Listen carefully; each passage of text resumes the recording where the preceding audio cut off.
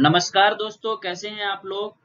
स्वागत है आपका इरा इंस्टीट्यूट के यूट्यूब चैनल में। मैं शिवांक मिश्रा केमिस्ट्री का थर्ड लेक्चर के साथ आपके सामने उपस्थित हूं। केमिस्ट्री एमपीपीएससी में हम प्रीलिम्स में 7th यूनिट और मेंस में थर्ड पेपर के अंदर यूनिट सेकंड में पढ़ते हैं। ठीक है, हम पहले सिलेबस पर चर्चा करते हैं। सिलेबस में हमने जो फर्स्ट चैप्टर था एलिमेंट, कंपाउंड एंड मिक्सचर, उसको कंप्लीट कर लिया है। Second chapter material, metals and non metals, periodic table and periodicity के अंतर्गत आज हम पीरियोडिक टेबल और उसमें एलिमेंट्स का क्लासिफिकेशन पढ़ेंगे। ठीक है, क्लासिफिकेशन जो एलिमेंट्स का है इनऑर्गेनिक केमिस्ट्री के अंतर्गत आता है।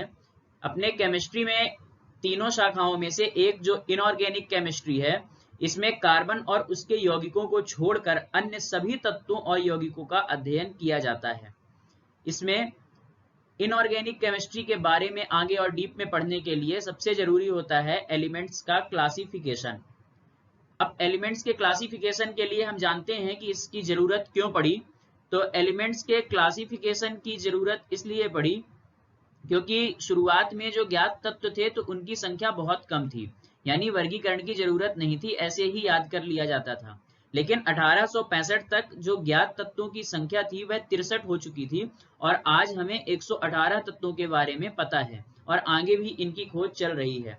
इसलिए वर्तमान में जो 118 तत्वों की जानकारी है, जिसमें 98 प्राकृतिक पाए जाते हैं, बाकी को बनाया गया है, इसमें अलग अलग गुणधर्मों को ये प्रदर्शित करते हैं। अतः तत्वों के सरल और सुव्यवस्थित अध्ययन के लिए उनका वर्गीकरण जरूरी हो गया। सबसे पहले ज्ञात तत्वों को धातु और अधातु में वर्गीकृत किया गया और बाद में तत्वों के आवर्ती वर्गीकरण का प्रयास किया गया। तत्वों का आवर्ती वर्गीकरण यानी पीरियोडिक क्लासिफिकेशन ऑफ एलिमेंट्स। किसी भी मौलिक गुण को आधार बना करके ऐसा वर्गीकरण जिसमें निश्चित अंतराल के बाद समान गुण वाले तत्व पुनः उपस्थित हों, तत्वों का आवर्ती वर्गीकरण कहलाता है। एग्जाम्पल के तौर पर अगर लें कि समान वेट वाले या एक तरह की क्वालिटी दिखाने वाले जो एलिमेंट्स हैं, तो एक सीक्वेंस के बाद दोबारा उनका रिपीटेशन होना, ये आवर्ती वर्गीकरण कहलाता है।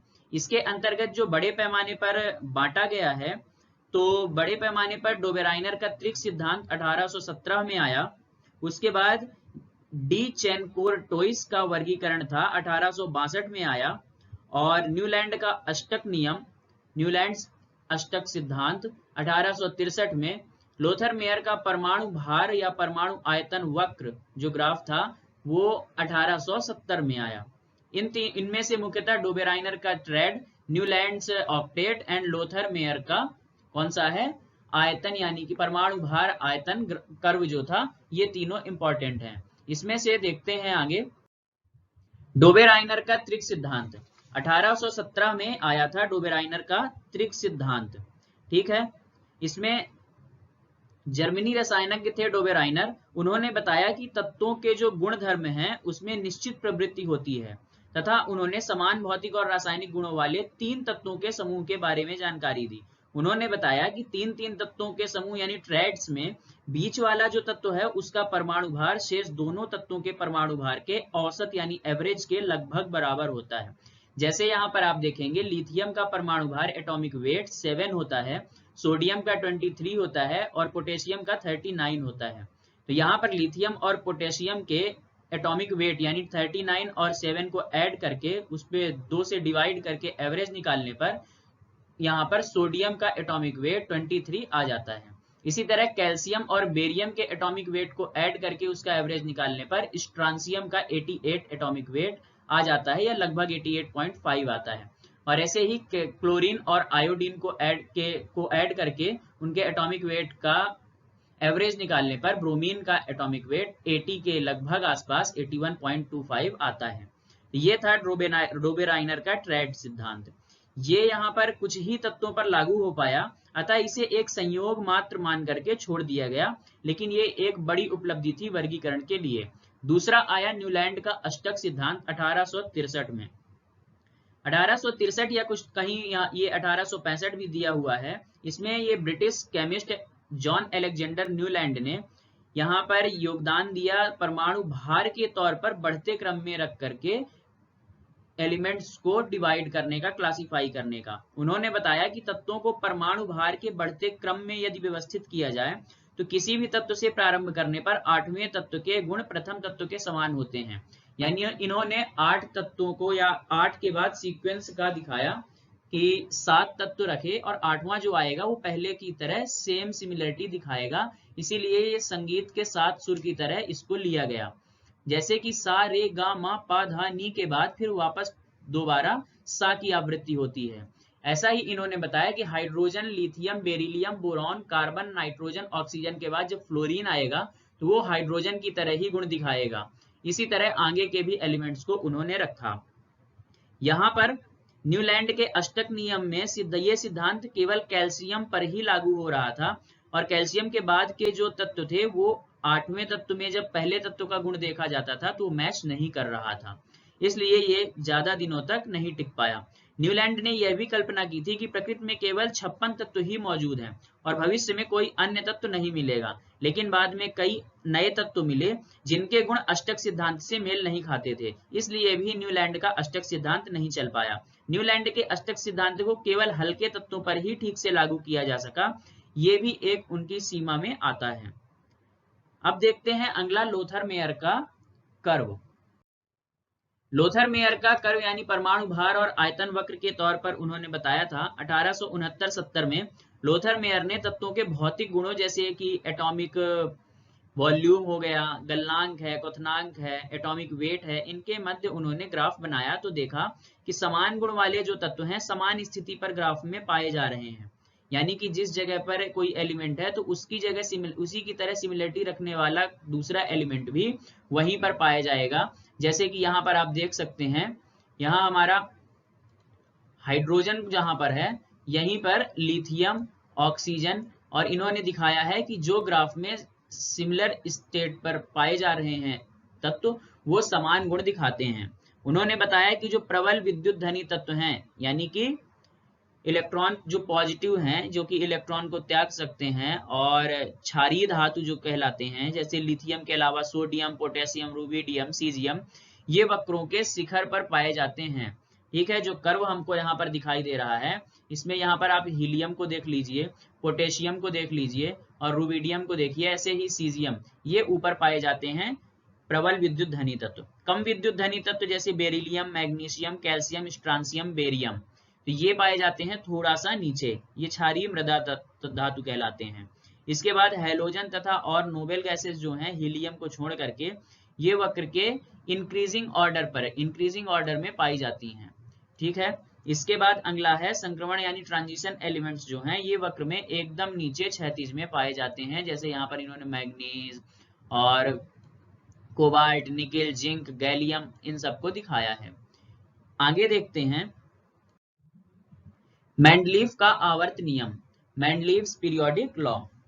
मेंडलीव के आवर्त नियम के अनुसार तत्वों के गुण उनके परमाणु भारों के आवर्ती फलन होते हैं। कहने का अर्थ यह है कि तत्वों को उनके बढ़ते परमाणु भार यानी एटॉमिक वेट के क्रम में व्यवस्थित किया जाए तो समान भौतिक व रासायनिक गुण वाले विभिन्न तत्व एक निश्चित अंतराल के बाद फिर से अपनी रिपीटेशन को दिखाते हैं, फिर से दोहराए जाते हैं। जैसे कि यहाँ पर आप देख सकते हैं हीलियम के नीचे नियॉन आता है, फिर आर्गन, क्रिप्टॉन, जीनॉन, ये एक ही तरह के गुण दिखाते हैं। इसीलिए जब रिपीट होती है यहाँ पर मेंडलीव की आवर्त सारणी तो ये एक ही यहाँ पर वर्ग में आते हैं। इसी तरह hydrogen, lithium, sodium, potassium, rubidium, copper, इस तरह के सारे एजी यानी सिल्वर, सीरियम, ये सारे एक ही वर्ग में आते हैं क्योंकि ये समान गुण दिखाते हैं। ऐसा मेंडलीव का कहना था। मेंडलीव ने आवर्त नियम के आधार पर तत्वों को आवर्त सारणी में व्यवस्थित किया था। मेंडलीव की आवर्त सारणी में 7 क्षैतिज पंक्तियां थी जिन्हें आवर्त या पीरियड्स कहा जाता था। यहाँ पर आप देख सकते हैं ये 7 पंक्तियां हैं, पहली, दूसरी, तीसरी, चौथी, पांचवी, छठवीं और यहीं पर 7वीं जो ये नीचे आ रहे हैं। ठीक है, ये 7वां यहाँ पर हाइड्रोजन का है। तो कुल यहाँ पर 7 क्षैतिज पंक्तियां, क्षैतिज यानी कि हॉरिजॉन्टल, और ऊपर से नीचे तक यानी कि जो ऊर्ध्वाधर वर्टिकल स्तंभ जो थे उन्हें ग्रुप या समूह कहा गया था। ठीक है, इसके बाद यहाँ पर मेंडलीव की आवर्त सारणी में अब तक ज्ञात 63 तत्वों को अपनी आवर्त सारणी में मेंडलीव ने रखा था। कुछ रिक्त स्थानों को छोड़ा तथा उस समय तक अज्ञात तत्वों को अस्तित्व का अनुमान लगा करके उसके लिए यहाँ पर आगे उनने जगह छोड़ दी। यहाँ पर जैसे ये ब्लैंक स्पेस है, ये सब जगह उन्होंने जो आगे आने वाले तत्व हैं उनके लिए छोड़ा। मेंडलीव की आवर्त सारणी में उपलब्धियां क्या क्या थी, तो यहाँ पर हमने मेंडलीव की आवर्त सारणी में क्या कहलाती है और कहाँ इसमें कहाँ पर किस हिसाब से इसको बांटा गया है ये देख लिया। इसकी उपलब्धियां देखते हैं। तो मेंडलीव की आवर्त सारणी की उपलब्धियों में समान गुण वाले तत्वों को समान समूह में रखा गया। फिर उत्कृष्ट गैसें या नोबेल गैसेस जैसे हीलियम, नियॉन, आर्गन, इनकी जब खोज हुई तो पिछली व्यवस्था को बिना छोड़े जैसा मेंडलीव ने बनाया था तो उसी तरह हीलियम के बाद नियॉन जैसे रखी थी तो आर्गन, क्रिप्टॉन, जीनॉन, रेडॉन इन सबको वैसे ही रख दिया गया। यहाँ पर पीरियोडिक टेबल में कोई भी गड़बड़ी नहीं पाई गई। इसके बाद नए तत्वों की खोज की संभावना इसमें बनी हुई थी तो नए तत्वों को खोज करके भी इसमें रखा गया, आसानी हुई। मेंडलीव की आवर्त सारणी में कुछ दोष भी थे, यानी कुछ कमियां रह गई थी जिसकी वजह से ज्यादा दिनों तक मेंडलीव की आवर्त सारणी में तत्वों को व्यवस्थित नहीं किया जा सका। जैसे कि हाइड्रोजन को नियत स्थान उन्होंने नहीं दिया। हाइड्रोजन को एक आवारा तत्व के तौर पर उन्होंने ऊपर रखा, ठीक है। अब हाइड्रोजन जो था तो पूरी तरह से यहाँ पर जो जगह उसकी थी वो नियत नहीं थी, यानी कि कॉपर, रूबिडियम और सिल्वर, गोल्ड इनके जैसे वह गुण नहीं दिखा रहा था। फिर समस्थानिकों के रासायनिक गुणधर्म होते हैं, परंतु परमाणु द्रव्यमान भिन्न भिन्न होने के कारण उन्हें अलग अलग रखना होगा। वहीं संभारिक तत्व तो अलग अलग रासायनिक गुण प्रदर्शित करते हुए भी मेंडलीव की आवर्त सारणी में एक ही स्थान प्राप्त करेंगे। समस्थानिक यानी कि जिनका की परमाणु भार जो है अलग अलग होता है, जैसे हाइड्रोजन का होता है तो हाइड्रोजन का कौन कौन से समस्थानिक होते हैं, ड्यूटीरियम, प्रोटियम, ट्राइटियम। अब ड्यूटीरियम, प्रोटियम, ट्राइटियम जो थे तो ये हाइड्रोजन के ही समस्थानिक हैं, तो इन्हें जगह हाइड्रोजन के पास ही इसी ब्लॉक में मिलनी चाहिए थी। लेकिन अगर परमाणु भार के आधार पर चलें तो इनका परमाणु भार जो होता है तो कितना होता है, 1, 2, 0, 1 और 2 होता है परमाणु भार। तो इस हिसाब से यहाँ पर इनको हम एक ही ब्लॉक में नहीं रख सकते हैं। तो ये मेंडलीव की आवर्त सारणी में यहाँ पर कमी रह गई। इसके बाद कुछ भिन्न गुण वाले तत्वों को एक साथ रख दिया गया, जैसे कि क्षार धातुएं लिथियम, सोडियम, पोटेशियम के साथ अति अल्प क्रियाशील मृदा धातुओं को रख दिया गया, ठीक है। यहाँ पर आप देख सकते हैं लिथियम, सोडियम, पोटेशियम के साथ कॉपर रखा हुआ है, सिल्वर और गोल्ड को रखा गया है, जो और सेरियम को रखा गया है जो कि ट्रांजिशन मेटल्स हैं, और उसके अलावा संक्रमण तत्व ये इनके जैसे क्षारीय धातु, क्षारीय मृदा धातुओं की तरह गुण नहीं दिखाते, फिर भी इन्हें साथ में रख दिया गया, तो ये भी एक कमी थी। इसके बाद लैंथेनाइड व एक्टिनाइड श्रेणी जो थी तो उसके तत्वों के लिए आवर्त सारणी में कोई भी जगह नहीं दी गई थी। ये एक सबसे बड़ी कमी थी जिसकी वजह से मेंडलीव की आवर्त सारणी को छोड़ा गया और उसके आगे ऑप्शन की खोज जरूरी हो गई। लैंथेनाइड सीरीज में यहाँ पर इन्होंने ये ऑप्शन दिया था, लेकिन लैंथेनम को रख करके और यहाँ एक्टिनाइड में 2-3 एलिमेंट्स को रख करके उसके बाद आगे जगह नहीं थी कि उन्हें जब खोजा जाए तो उन्हें रखा जा सके, ठीक है। इसके बाद आगे देखते हैं आधुनिक आवर्त नियम, modern periodic law. Modern periodic law सन 1913 में हेनरी मोजले ने बताया कि तत्व के परमाणु द्रव्यमान की तुलना में उनकी परमाणु संख्या यानी एटॉमिक नंबर जो होता है वो अधिक जरूरी और आधारभूत गुणधर्म है पीरियोडिक टेबल को व्यवस्थित रखने में। आधुनिक आवर्त नियम के अनुसार तत्वों के गुणधर्म उनकी परमाणु संख्या के आवर्ती फलन होते हैं। मतलब तत्वों को उनके बढ़ते परमाणु संख्या के क्रम में अगर व्यवस्थित किया जाए तो समान भौतिक और रासायनिक गुण वाले विभिन्न तत्व एक निश्चित अंतराल के बाद फिर आते हैं। आधुनिक आवर्त नियम के अनुसार मेंडलीव की आवर्त सारणी में परिवर्तन किया गया तथा परमाणु संख्या के आधार पर तत्वों को व्यवस्थित कर आधुनिक आवर्त सारणी बनाई गई। आधुनिक आवर्त सारणी कुछ इस तरह से थी, इसे आप देख लीजिए। यहाँ पर ये जैसे मेंडलीव ने 7 आवर्त बनाए थे तो ये 7 आवर्त 1, 2, 3, 4, 5, 6 और 7, ये 7 आवर्त में इसे बांटा गया है, क्षैतिज यानी कि हॉरिजॉन्टली, और इसके बाद वर्टिकली जो है तो इसे 8 या 18 वर्गों में बांटा गया है। 2 यहाँ पर जो वर्ग हैं यानी कि ग्रुप हैं तो 2 ग्रुप को एस ब्लॉक नाम दिया गया जिसमें क्षारीय धातुएं और क्षारीय मृदा धातुओं को रखा गया। इसके बाद बीच में 10 ग्रुप में 10 वर्गों में संक्रमण तत्व यानी ट्रांजिशन एलिमेंट्स को डी ब्लॉक के नाम पर रखा गया। इसके बाद पी ब्लॉक में 6 तत्वों को पी ब्लॉक के नाम से रखा गया, जिसमें कि अधातुएं और non metals, semi metals, metalloids, ये सभी आते हैं। और 18वें में यानी कि लास्ट जो हमारा ग्रुप था, इसमें नोबेल गैसेज आती हैं। नीचे यहाँ पर देखिए संक्रमण तत्व में बीच में ये जो स्थान था, यहाँ इन्होंने एक गैप दे करके और नीचे एफ ब्लॉक बनाया, जिसमें 14 एलिमेंट्स की 2 यहाँ पर कॉलम बने और ये लैंथेनाइड्स एवं एक्टिनाइड सीरीज कहलाई।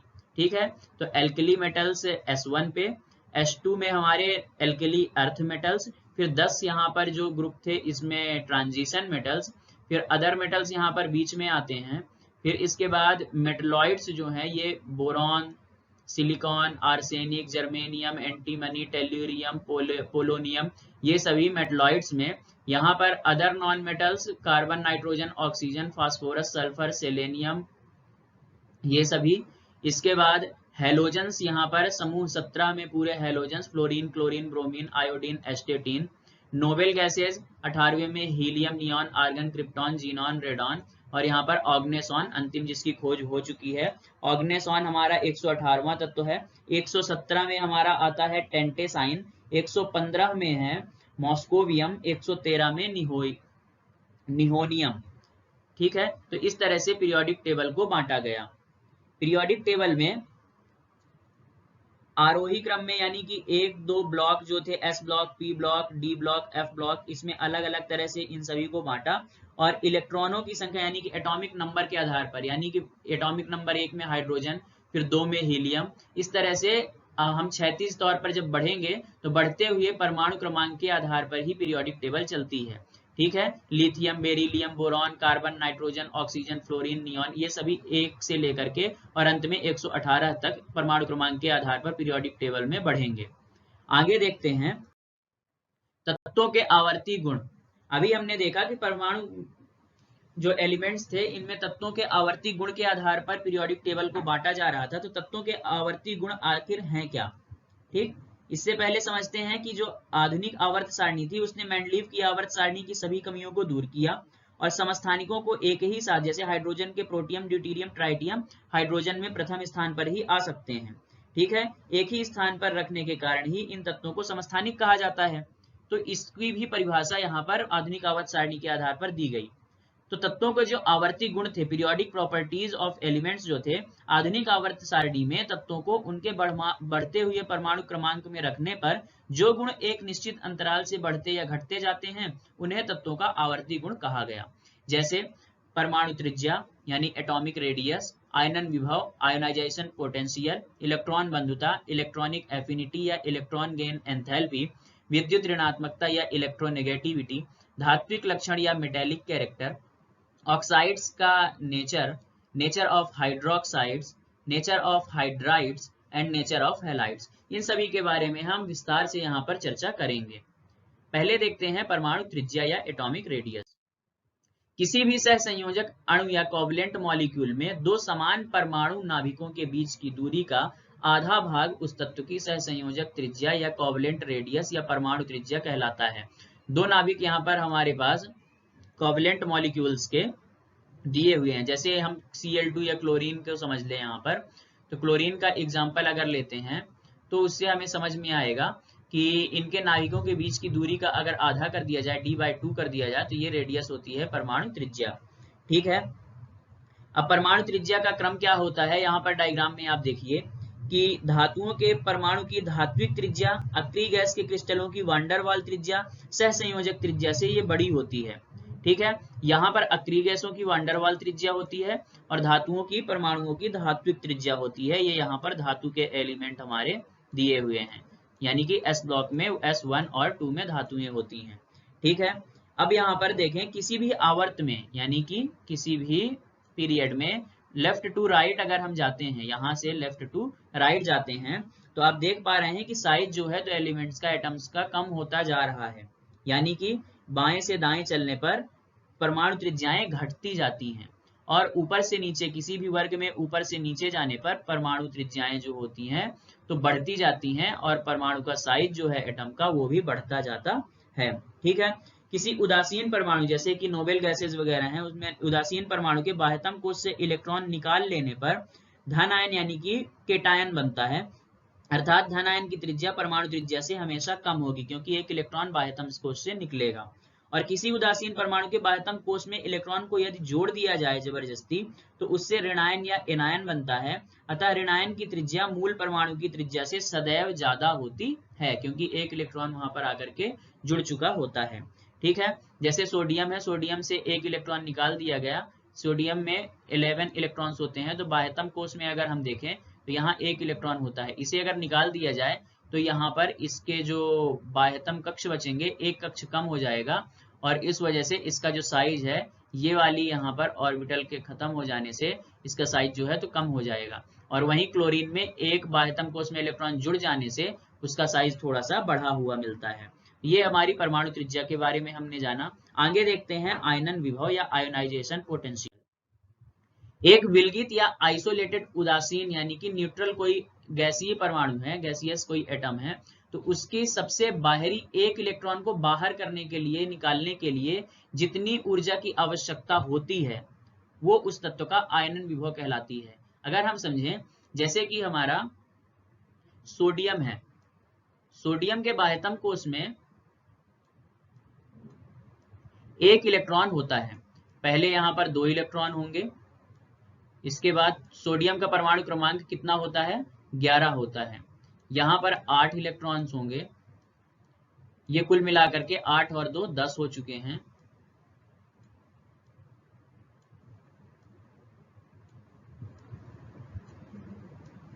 और बाह्यतम कोश जब बनेगा तो इसमें केवल एक इलेक्ट्रॉन होगा। ठीक है, सोडियम के बाह्यतम कोश में एक इलेक्ट्रॉन है। अब इससे बाहरी कोश से एक इलेक्ट्रॉन को बाहर कर लेने के लिए जितनी एनर्जी चाहिए, सोडियम के इस एक परमाणु से एक इलेक्ट्रॉन को बाहर निकालने के लिए जितनी एनर्जी चाहिए वो उसका आयनन विभव कहलाती है। और जब इलेक्ट्रॉन निकल जाता है तो सोडियम हमारा धन आयन से युक्त हो जाएगा। ठीक है, और यहाँ पर इसमें प्लस लग जाएगा, एक इलेक्ट्रॉन निकला तो एक प्लस, 2 इलेक्ट्रॉन तो 2 प्लस लग जाएंगे। ठीक है, प्रथम इलेक्ट्रॉन निकालने के लिए अगर जितनी ऊर्जा चाहिए वो प्रथम आयनन विभव, फिर दूसरे के लिए तो द्वितीय आयनन विभव, तीसरा इलेक्ट्रॉन निकालने के लिए तृतीय आयनन ऊर्जा या आयनन विभव कहलाता है। ठीक है, किसी भी आवर्त में बाएं से दाएं जाने पर ऊर्जा जो ज्यादा लगती है इलेक्ट्रॉन को निकालने के लिए, इसलिए बाएं से दाएं जाने पर आयनन विभव बढ़ता है। और किसी भी वर्ग में नीचे से ऊपर जाने पर आयनन विभव का मान बढ़ता है, यानी कि इलेक्ट्रॉन को निकालने में दिक्कत जाएगी ऊपर के एलिमेंट्स में और नीचे आसानी होगी। इसी तरह यहाँ बाईं ओर के जो एलिमेंट्स हैं उनसे इलेक्ट्रॉन आसानी से निकाला जा सकता है, वहीं यहाँ पर दाईं ओर इलेक्ट्रॉन निकालने में आसानी नहीं होगी, बड़ी मुश्किल से एक इलेक्ट्रॉन निकाला जा सकेगा, तो आयनन विभव का मान बहुत ज्यादा होगा। आयनन विभव को किलो जूल प्रति मोल में मापा जाता है। आगे देखते हैं इलेक्ट्रॉन बंधुता, इलेक्ट्रॉन एफिनिटी या फिर इलेक्ट्रॉन गेन एंथैल्पी। किसी भी उदासीन गैसीय परमाणु से एक इलेक्ट्रॉन डालने पर, उसमें एक इलेक्ट्रॉन, कोई उदासीन गैसीय परमाणु है वो अगर एक इलेक्ट्रॉन ले रहा है तो उसमें एक इलेक्ट्रॉन लेने पर जितनी ऊर्जा मुक्त होगी उसे उस तत्व की इलेक्ट्रॉन बंधुता कहते हैं। जैसे क्लोरीन है, क्लोरीन के 17 इलेक्ट्रॉन होते हैं, अब उसने एक इलेक्ट्रॉन ले लिया और 18 आर्गन की तरह उसने व्यवहार किया, तो यहाँ पर कुछ ऊर्जा जो है तो मुक्त होगी, और ये मुक्त ऊर्जा जो हमारी है तो उसे ही हम इलेक्ट्रॉन बंधुता कहते हैं। कुछ ऊर्जा क्या होगी, मुक्त होगी। ठीक है, और इसे हम इलेक्ट्रॉन बंधुता कहते हैं, समझ गए। और इलेक्ट्रॉन बंधुता किसी भी पीरियोडिक टेबल में बाएं से दाईं ओर जाने पर इलेक्ट्रॉन बंधुता का मान बढ़ता है, यानी कि इलेक्ट्रॉन एक लेने पर जो इलेक्ट्रॉन बंधुता का मान होगा तो क्या होगा, बढ़ेगा। और वहीं पर नीचे से ऊपर से नीचे आने पर इलेक्ट्रॉन बंधुता का मान घटता है। या यूं समझें कि इलेक्ट्रॉन बंधुता E के धनात्मक मान से इसे व्यक्त करेंगे अगर, तो किसी भी आवर्त में बाएं से दाएं चलने पर, यानी क्षार धातुओं से हैलोजन की ओर बढ़ने पर इलेक्ट्रॉन बंधुता का मान बढ़ेगा, और ऊपर से नीचे जाने पर इलेक्ट्रॉन बंधुता का मान घटेगा। यानी कि यहाँ पर देखिए फ्लोरीन है तो और क्लोरीन है, तो फ्लोरीन से अधिक होगा किसका, क्लोरीन की इलेक्ट्रॉन बंधुता का मान। तो यहाँ ऊपर से नीचे जाने पर क्या होगा, इलेक्ट्रॉन बंधुता घटती है। ठीक है। लेकिन यहाँ पर अपवाद के तौर पर देखेंगे तो फ्लोरीन से इलेक्ट्रॉन बंधुता का मान जो है तो क्लोरीन का अधिक होता है। ये यहाँ पर इलेक्ट्रॉन बंधुता के अपवाद के तौर पर आप देख सकते हैं। समझ गए। बाकी अब क्लोरीन से नीचे जाएंगे तो इलेक्ट्रॉन बंधुता घटेगी, आयोडीन की और कम होगी और एस्टेटिन की और भी कम हो जाएगी। ठीक है, आगे देखते हैं विद्युत ऋणात्मकता या इलेक्ट्रोनेगेटिविटी।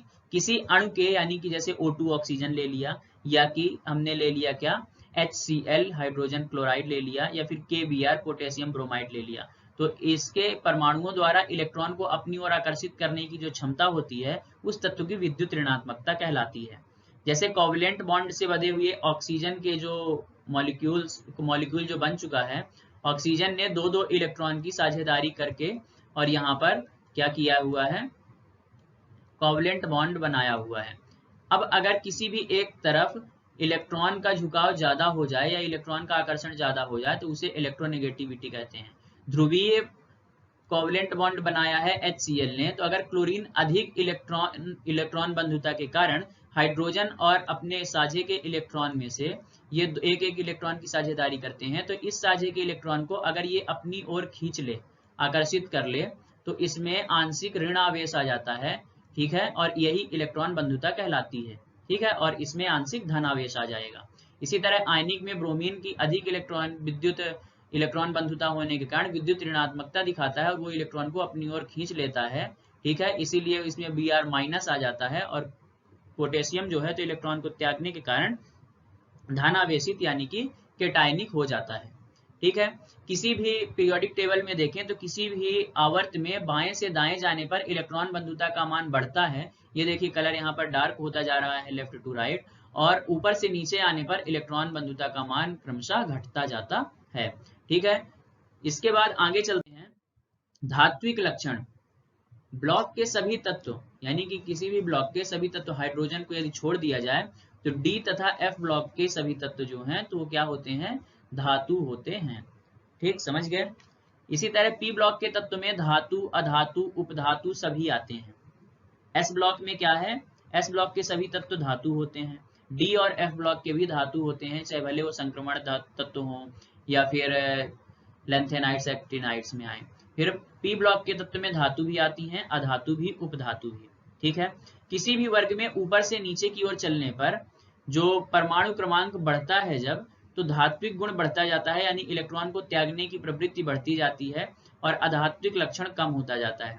किसी भी आवर्त में बाएं से दाएं जाने पर, यानी कि अगर सोडियम फिर उसके बाद आगे मैग्नीशियम, एल्यूमिनियम इधर बढ़ते हैं, तो उसमें बाएं से दाएं चलने पर क्षार धातुओं से हैलोजन की ओर जाने पर धात्विक गुण घटता जाता है, यानी कि इलेक्ट्रॉन को त्यागने की प्रवृत्ति घटती जाती है और इलेक्ट्रॉन ग्रहण करने की प्रवृत्ति जो है तो बढ़ती जाती है। तो धात्विक गुण इधर बाएं से दाएं जाने पर क्या होता है, घटता है, और ऊपर से नीचे जाने पर धात्विक गुण बढ़ता जाता है। ठीक है, ऊपर से नीचे जाने पर धात्विक गुण क्या होता है, बढ़ता है। यहाँ पर देखें तो क्षारीय धातुएं इसीलिए हमारे एस ब्लॉक में पाई जाती हैं क्योंकि उनमें इलेक्ट्रॉन त्यागने की प्रवृत्ति सबसे ज्यादा होती है। आगे चलते हैं ऑक्साइड्स की प्रकृति या ऑक्साइड्स का नेचर। कोई भी तत्व है वो ऑक्सीजन के साथ रिएक्शन करके ऑक्साइड्स बनाता है। ठीक है, कंपाउंड जो बनेगा वो ऑक्साइड कहलाएगा। और प्रकृति के आधार पर ऑक्साइड चार तरह के होते हैं, basic oxide, acidic oxide, amphoteric oxide या उभयधर्मी, और न्यूट्रल ऑक्साइड। क्षारीय ऑक्साइड, क्षारीय धातुएं एस ब्लॉक के जो एलिमेंट्स होंगे S1 और S2 के, जैसे सोडियम, पोटेशियम, लिथियम, ये सभी, और कैल्शियम वगैरह, तो ये सब sodium oxide, calcium oxide, barium oxide, ये क्षारीय ऑक्साइड बनाते हैं। इनकी प्रकृति क्या होगी, क्षारीय या बेसिक होगी। अम्लीय ऑक्साइड पी ब्लॉक के एलिमेंट यानी अधातु तत्व जो पी ब्लॉक में होते हैं जनरली, जैसे बोरान है, कार्बन डाइऑक्साइड बनाती है, सिलिका है, SiO2 बनाती है, फिर N2O3 नाइट्रोजन बनाती है, SO2 sulphur dioxide sulphur gas बनाती है। तो इस तरह के अधातु तत्व जो हैं तो अम्लीय ऑक्साइड बनाते हैं। उभयधर्मी ऑक्साइड भी जैसे अम्लीय और क्षारीय दोनों की तरह जो ऑक्साइड व्यवहार करें, जैसे कि बेरिलियम जो ऑक्साइड बनाती है, एल्यूमिनियम, जिंक, प्लम्बम, ये सभी जो ऑक्साइड बनाते हैं ये उभयधर्मी ऑक्साइड बनाते हैं, यानी इनका बिहेवियर अम्लीय और क्षारीय दोनों तरह का दिख सकता है। उदासीन ऑक्साइड जो कि अम्लीय क्षारीय किसी तरह का व्यवहार न करें तो वो कहलाते हैं और न्यूट्रल ऑक्साइड या उदासीन ऑक्साइड। कार्बन जैसे कार्बन मोनोऑक्साइड बनाती है, N2O और NO नाइट्रस ऑक्साइड, ये सभी उदासीन ऑक्साइड के अंतर्गत आते हैं। ठीक है, आगे देखते हैं। ऑक्साइड्स में ही आप यहाँ पर देखिए जो हमारे क्षारीय ऑक्साइड हैं, कौन से, क्षारीय बेसिक, ये देखिए S ब्लॉक और ट्रांजिशन मेटल्स में ज्यादातर पाए जाएंगे। एम्फोटेरिक यानी उभयधर्मी, यहाँ पर aluminium, gallium, germanium, arsenic, antimony, lead, plumbum, ठीक है, टेल्यूरियम, बिस्मथ, ये सभी किसमें आएंगे, उभयधर्मी में। उसके अलावा एसिडिक में boron, carbon, nitrogen, oxygen, fluorine, silicon, phosphorus, sulphur, chlorine, selenium, bromine, tellurium, iodine, ठीक है, पोलोनियम, एस्टेटिन, ये सभी क्या दिखाते हैं, एसिडिक यानी अम्लीय ऑक्साइड बनाते हैं। न्यूट्रल ऑक्साइड यानी कि जो अम्लीय क्षारीय दोनों ना दिखाएं गुण, कभी कभी कार्बन और नाइट्रोजन ऐसे ऑक्साइड बनाते हैं, जैसे नाइट्रस ऑक्साइड, कार्बन का कार्बन मोनोऑक्साइड, ये जो कि न्यूट्रल ऑक्साइड दिखाते हैं, उदासीन ऑक्साइड्स बनते हैं। और जीनान के भी कुछ, जीनॉन गैस के भी कुछ ऑक्साइड्स बनते हैं, तो यहाँ पर इसे दिखाया गया है, जीनॉन गैस यहाँ पर पाई जाती है। ठीक है, आगे बढ़ते हैं। ऑक्साइड्स के बाद हाइड्रोक्साइड्स, ठीक है, तो हाइड्रोक्साइड OH कहलाता है। ऑक्सीजन हाइड्रोजन के बॉन्ड से जब कोई मेटल संयोग करता है, धातुएं जल से क्रिया करती हैं तो अपने हाइड्रोक्साइड्स बनाती हैं, H2O से क्रिया करके धातुएं हाइड्रोक्साइड्स बनाती हैं। तो किसी भी आवर्त में बाईं ओर से दाईं ओर चलने पर, क्षार धातुओं से हैलोजन की ओर जाने पर, या फिर ग्रुप 1 से या S ब्लॉक से D ब्लॉक और फिर P ब्लॉक में जाने पर धातु के हाइड्रोक्साइडों का क्षारीय गुण घटता जाता है। क्यों? क्योंकि क्षार धातुओं से हम अम्ल धातुओं यानी कि क्लोरीन की तरफ बढ़ रहे हैं। जैसे सोडियम हाइड्रोक्साइड सर्वाधिक क्षारीय, फिर मैग्नीशियम हाइड्रोक्साइड उससे कम क्षारीय, एल्यूमिनियम हाइड्रोक्साइड और कम क्षारीय, और अंत में क्लोरीन की तरफ जाने पर हाइड्रोक्साइड्स का गुण एकदम कम हो जाता है, खत्म हो जाता है। किसी भी वर्ग में पीरियोडिक टेबल में जब हम ऊपर से नीचे चलते हैं तो परमाणु क्रमांक बढ़ने के साथ साथ धातु हाइड्रोक्साइडों की क्षारीय प्रबलता जो होती है वो और बढ़ती जाती है, यानी इलेक्ट्रॉन त्यागने की प्रवृत्ति बढ़ती जाती है। यानी लिथियम हाइड्रोक्साइड, फिर उसके नीचे sodium hydroxide, potassium hydroxide, caesium hydroxide, इन सभी का क्षारकीय गुण बढ़ता जाता है और प्रबल होता जाता है। आगे देखते हैं हाइड्राइड्स। किसी भी तत्व का हाइड्रोजन के साथ संयोग करने पर जो यौगिक बनेगा उसे हाइड्राइड कहेंगे उस तत्व का। जैसे carbon, nitrogen, hydrogen, oxygen, fluorine, ये हाइड्रोजन के साथ साथ कोवलेंट बॉन्ड या आयनिक बॉन्ड बना करके ये क्या करते हैं, यौगिक बनाते हैं और उन्हें हाइड्राइड्स कहते हैं। जैसे CH4 मेथेन हो गया, NH3 अमोनिया हो गया, H2O जल हो गया पानी, HF हमारा हाइड्रोजन फ्लोराइड हो गया।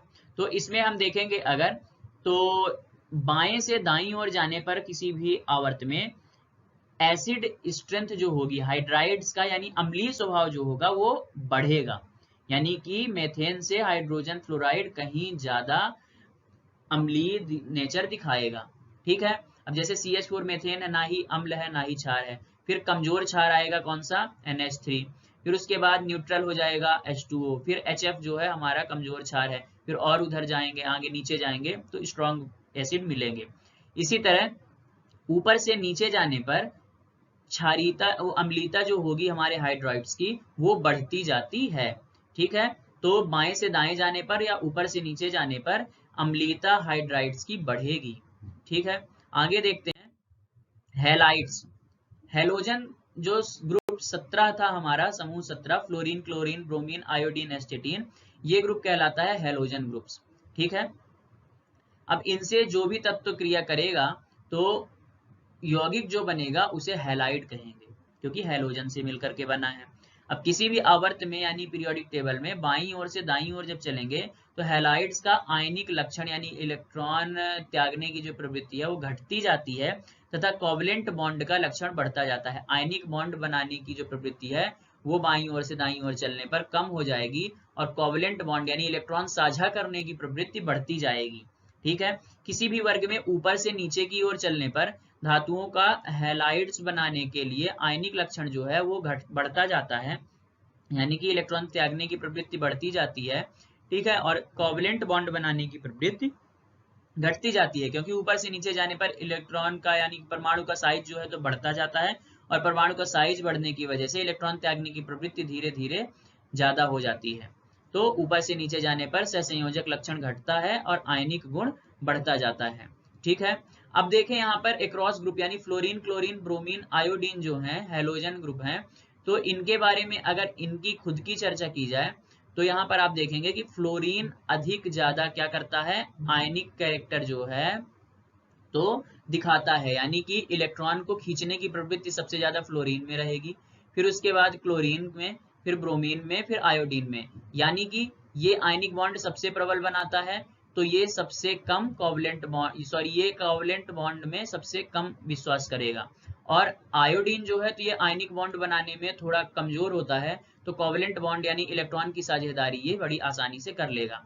आयनिक बॉन्ड कहलाता है इलेक्ट्रॉन को त्याग करके या ग्रहण करके पूरी तरह से बंध बना लेना, ये कहलाता है आयनिक बॉन्ड, जैसे HCl। और कोवलेंट बॉन्ड कहलाता है इलेक्ट्रॉन की साझेदारी, जैसे कि CH4, इसमें चारों हाइड्रोजन ने एक एक इलेक्ट्रॉन कार्बन के एक एक इलेक्ट्रॉन के साथ साझा किए हुए हैं, यानी इस पर दोनों का अधिकार होता है। ठीक है, तो यहाँ पर फ्लोरीन से आयोडीन की तरफ बढ़ने पर हमारा कोवलेंट बॉन्ड बनाने का जो लक्षण है वो क्या होता है, बढ़ता जाता है, और आयनिक बॉन्ड बनाने का लक्षण घटता जाता है। ठीक है, उसी तरह आयोडीन से फ्लोरीन की तरफ बढ़ने पर कोवलेंट बॉन्ड बनाने का जो लक्षण है तो वो बढ़ता है, और वहीं पर आयनिक बॉन्ड बनाने का लक्षण घटता जाता है। इस तरह से हमने थोड़ा सा इनके एलिमेंट्स के जितने भी गुण थे उनके बारे में चर्चा की है। अगले लेक्चर में हम ऑक्साइड्स के नेचर के बारे, और यहाँ पर हम धातुओं को, मेटल और उनके एक्सट्रैक्शन यानी धातु निष्कर्षण के बारे में जानेंगे। उसके आगे हम अधातुओं को पढ़ेंगे और अधातुओं की क्रियाओं को जानेंगे। कुछ प्रमुख धातुओं, अधातुओं का वर्गीकरण और अधातुओं की क्रियाओं को पढ़ेंगे। ठीक है, और सबसे अंत में हम पढ़ेंगे क्या, जो हमारी नोबेल गैसेज हैं, ठीक है, अक्रिय गैसें या रेयर गैसेस, इनर्ट गैसेस जिसे helium, neon, argon, krypton, xenon कहते हैं, उनकी परमाणु त्रिज्या, बाकी के उनके जो लक्षण हैं, रंगहीन, गंधहीन कैसी होती हैं, फिजिकल एंड केमिकल उनके कैरेक्टरिस्टिक्स कैसे हैं, इन सभी के बारे में हम चर्चा करेंगे। तो इस लेक्चर में हमारे लिए अभी ये इतना ही कंटेंट है। ठीक है, आगे हमारे वीडियो में बने रहें। ईरा इंस्टीट्यूट के यूट्यूब चैनल को ज्वाइन करें, हमारे ऐप को ज्वाइन करें, उसमें आपको MPPSC, MPSI, MP police, MP पटवारी, MPPEB और इसी तरह के और भी अन्य एग्जाम से जुड़ी हुई क्लासेस और बैच आपको मिल सकते हैं। ठीक है, हमारे टेलीग्राम चैनल को ज्वाइन करें, वहां पर आपको डेली करंट और डेली न्यूज से जुड़ी हुई सभी चीजें मिलेंगी, पूरा कंटेंट मिलेगा। ठीक है, तो अभी के लिए इस लेक्चर में इतना ही। धन्यवाद।